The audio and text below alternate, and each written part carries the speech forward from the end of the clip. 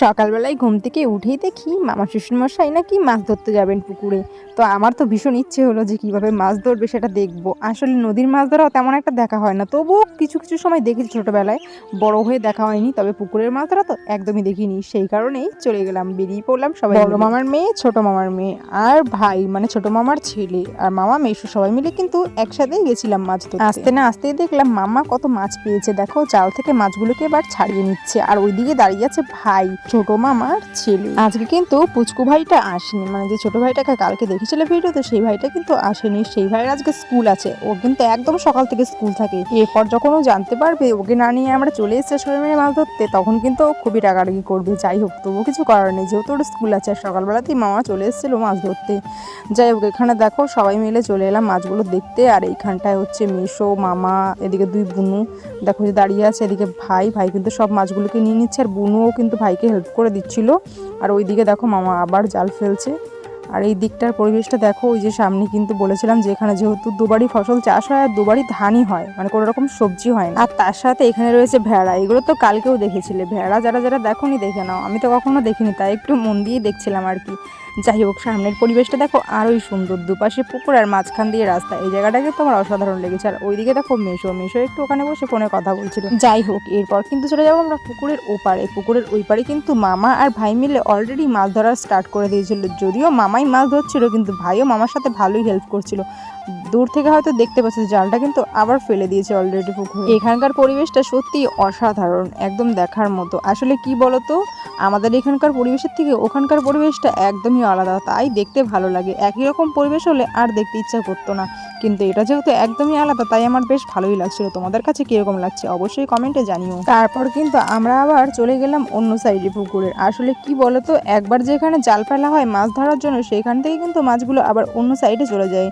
সেই কারণেই কিন্তু পুকুরের চারিদিকে ঘুরে ঘুরেই মাছ ধরতে হয়। ওইখানে দেখো ভাই কিন্তু গাছে হেলান দিয়ে দাঁড়িয়ে আছে, কখন মাছ আসবে কখনো ব্যাগে পুড়বে।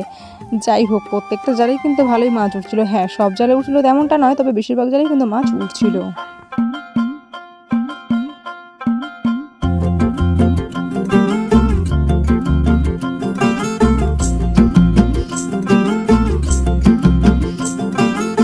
किसके दो पंख लेके उड़ा चला जाए रे, जहाँ नहीं जाना था ये वही चला हाय रे।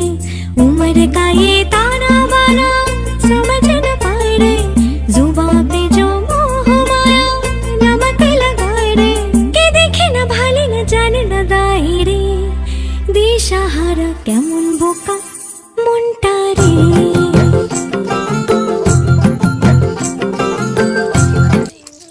কাটা আছে, আমার ভয় লাগে। কত ছোট, এই তো ছোট মাছ কাটা দেয় না, মাছ কাটা দেয়। এই নাটা বড় আছে, হ্যাঁ ছোট।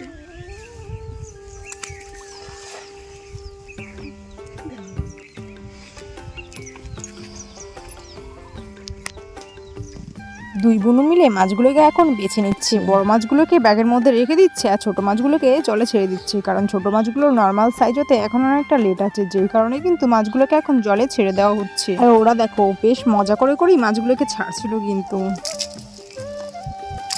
জাপানি পুঁটি কোনটা?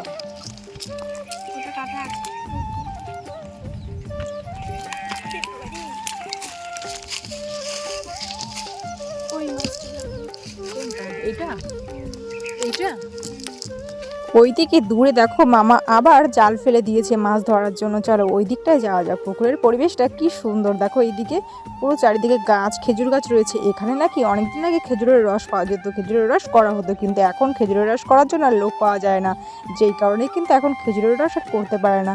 তবে হ্যাঁ, এখানে অনেক অনেক জায়গা আছে যেখানে পিওর খেজুরের রস বানানো হয়। তোমরা তো দেখতেই পেলে কতগুলো খেজুরের গাছ মামার পুকুরের পাশ দিয়ে রয়েছে। তবে হ্যাঁ, রস করলেই করতে পারতো, হ্যাঁ টাইম হয়তো পায় না, কারণ মামার যেহেতু ফার্ম আছে, মাছ চাষ করে, তো সব কিছু তো আর একসাথে করা পসিবল নয়, সেই কারণে হয়তো করে উঠতে পারে না। আর দেখো এই জালটা তুললে এখানেও কিন্তু কতগুলো মাছ পেয়েছে। দাঁড়াও তোমাদের জুম করে দেখাই, দেখো মাছগুলো কিরকম দেখা যাচ্ছে, কত মাছ উঠেছে। আমি জানো তো বাড়িতে খুব একটা মাছ খাই না, কিন্তু এখানে এসে প্রচুর পরিমাণে মাছ খাওয়া হয়ে যাচ্ছে। মামা বাড়িতে তো আদরে হাতরে বেশি বেশি খাইয়ে দিচ্ছে, আর আমিও খেয়েই নিচ্ছি। মামা দেখো যে এখানে দাঁড়িয়ে আছে, ওইখানে কিন্তু আগে পুকুরটা শেষ ছিল, মানে ওইখানটায় পুকুরের পাড় ছিল, মানে পুকুরটা অনেকটা ছোট ছিল, কিন্তু এখন পুকুরটাকে অনেকটা লম্বায় বড় করা হয়েছে। তো সেই কারণেই কিন্তু মাঝের পার্টিশনটা এখনও রয়ে গেছে বলতে কি, ওটা হয়তো বড় মানে ওই যে উঁচু পাড়টা দেখছো ফার্মের পাশে ওরকমটা নেই, বাট অনেকটা আর কি আছে, যে কারণে মামা ওখানে দাঁড়িয়ে মাছ ধরতে পারছেন। আর ওর সামনে গেলেও জল, আবার পিছনে গেলেও খাল, মানে ভালোই কিন্তু গর্ত আছে, গভীর আছে, কিন্তু ওই জায়গাটাই শুধু পাড়ের মতো আছে। এখান থেকে অনেকগুলো মাছ পেয়েছিল মামা। এই মাছগুলোকে যেন কি নাম বলছিল, আমি তো মাছের নাম প্রায় জানি না বললে চলে। ওরা কিন্তু বেশ ভালোই জানে, মানে এখানে যাদের বাড়ি, মানে ওই যে আমাদের বোনগুলো, মানে মামার মেয়েরা ছেলেরা, এরা কিন্তু মাছের নাম বেশ ভালোই জানে। কিন্তু আমরা যেহেতু মাছ দেখিনি, শুধুমাত্র কিনেই খেয়েছি, সেই কারণে মাছ অতটা চিনতে পারি না।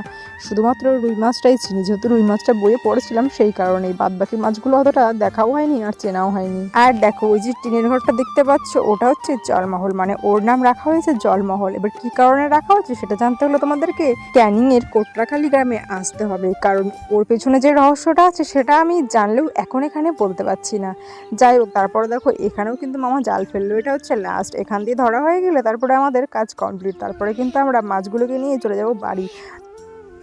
পুকুর পাড়া নারকেল গাছ থাকলে ভালো লাগবে, খেজুর গাছ, বীজ ফিল আছে নাকি? এদিকটাতে সূর্যটা ওইদিকে না, এদিকে ভিডিও ভালো আসছে। এটা দেখো, এটা হচ্ছে পুরোটাই আমাদের জায়গা। তো মোটামুটি অনেক কিছু গাছ আছে, কিন্তু আমাদের ওখানে যে সমস্ত গাছগুলো দেখা যায় অ্যাভেলেবেল, সে সমস্ত গাছ প্রায় নেই বললে চলে। বিশেষ করে আম গাছটা কিন্তু আমাদের ওখানে প্রচুর আম কাঁঠাল, কিন্তু এইখানে আম কাঁঠাল একদম দেখতেই পাবে না।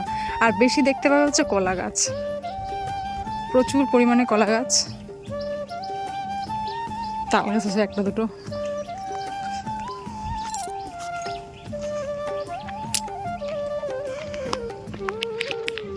কলা গাছ। আর এটা হচ্ছে মামাদের পোলট্রি ফার্ম।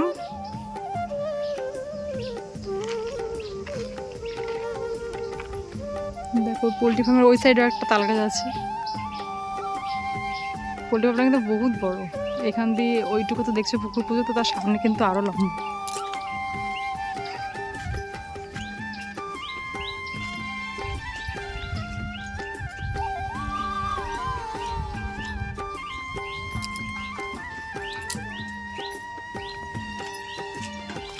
গাছগুলো দেখো, সোনাঝুরি গাছ আছে। কি ভাই চলে যাচ্ছ নাকি?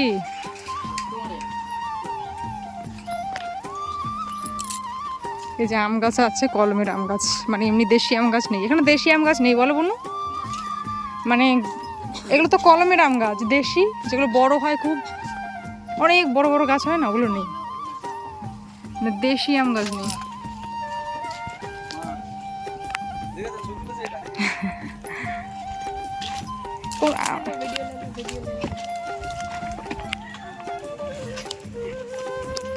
দেখো গাইস কত মাছ পেয়েছি, আর এগুলো কিন্তু বেশিরভাগই রয়েছে তেলাপিয়া, তার সাথে এগুলোকে কি বলে আমি জানি না, মানে ওই মাছগুলোতে একটু কাটা আছে, আর তেলাপিয়া মাছে কিন্তু একদমই কাটা নেই, ওই জন্য তেলাপিয়া মাছটা আমার বেশি ভালো লাগে। আর এখানে দেখো মামা হচ্ছে মাছগুলোকে বেছে দিয়ে দিচ্ছে, কোনগুলোকে বাড়ি নিয়ে যাবো আর কোনগুলোকে রাখবো, মানে রাখবে মামা। আসলে এখানে মামারা কিছু মাছ ভেজে খাবে, সেই কারণেই কিছুটা মাছ রেখে দিচ্ছে, আর বাকি মাছগুলো বাড়ির জন্য দিয়ে দিচ্ছে। তো যাই হোক, এরপর কিন্তু আমরা মাছগুলোকে নিয়ে চলে গেলাম বাড়ি, আর মামি কিন্তু মাছগুলো কেটে অলরেডি ভাজা স্টার্ট করে দিয়েছিল। তারপর দেখো আমাদেরকে মাছ ভাজা খেতে দিয়েছে, আমি আর আমার ছোট দেওর মিলে এই মাছটাকেই খাচ্ছিলাম, আর তারপরে কিন্তু আরও অনেকগুলো মাছই খেয়ে নিয়েছিলাম। আজকে ভিডিওটা এখানে শেষ করছি, তোমরা কিন্তু অবশ্যই জানিও ভিডিওটা কীরকম লাগলো। Thank you for watching, by.